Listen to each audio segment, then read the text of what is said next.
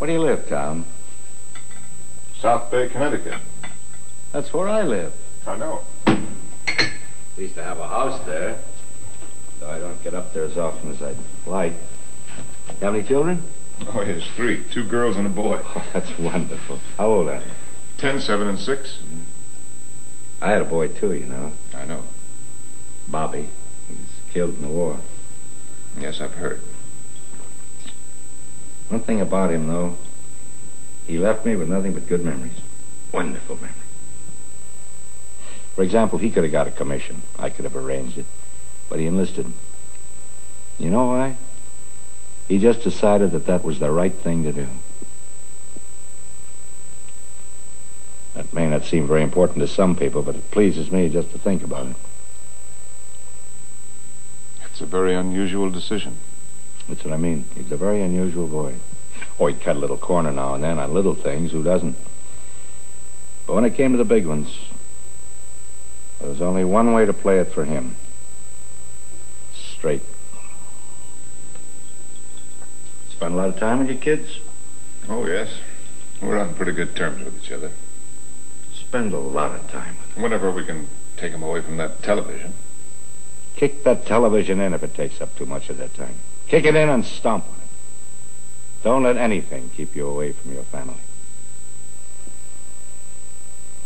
Did you forget that that was my idea in that outline?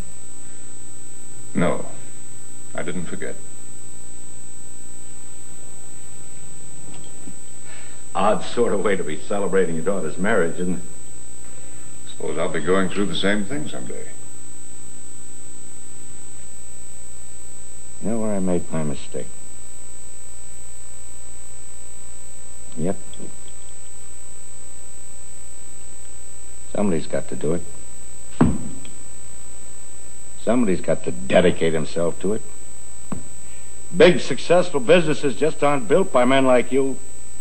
9 to 5 and home and family. You live on them, but you never build one.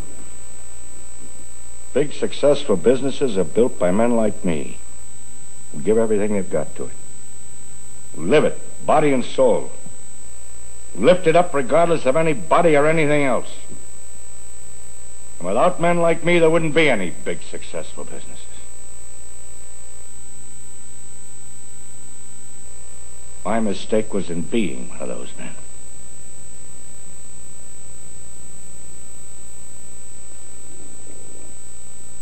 I'm terribly sorry, but... Would you mind if we took this up some other time? Not at all.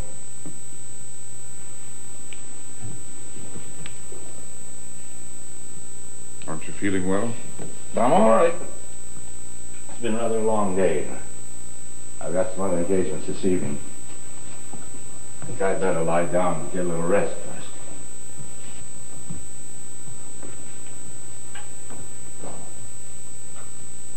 Is there anything that I can do for you? Thank you very much, Tom. I'm all right. Thank you so much for coming up here. Goodbye, sir. Goodbye, Tom. I'll talk to you tomorrow.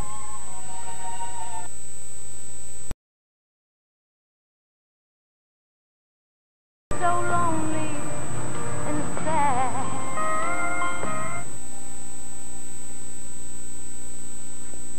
Guess who's been asking for you? Oh, no, really? Is that his car? Oh, yeah. Yeah, come in. Mr. Everett. Oh, yeah, Brian. Brian, hi. I'm Samantha Ann Prescott. I'm the lending officer. Yeah, hi. Hi. How are you? Have a seat. I am so sorry I was late. Yeah, we missed you before. I got held up. But believe me, it's nothing I make a habit of. Oh, I'm sure it's not. Actually, would you get that door for me, please? Thanks. So I always run out at 3:15 to meet him and run real quick over to the sitter's house. Anyway, Larry never seemed to mind about it, so I was hoping you'd feel the same way about it, too. Well, Samantha, I realize that Scottsville is not exactly a major banking center. No, it's not. No, I know it's not. But it's kind of a personal challenge for me to see what we can do to bring local service up to the kind of standards that we would be trying to meet if we were the biggest branch in the state. Now that means I don't really want anybody running out at 3:15 or 3:30 or whenever the bus happens to come in that day. So is there anybody else who can pick your son up after school? Does your husband work in the area? No. Rudy Sr. isn't on the scene, so to speak. Well, I can give you a few days to make some other arrangement, but... Well, Brian, I understand what you're saying, and I think it's great. I do, because there are a lot of things here that could use some attention, believe me.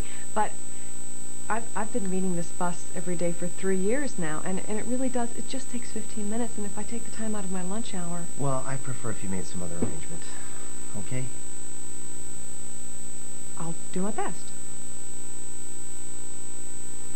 So how old's your son? He's 8.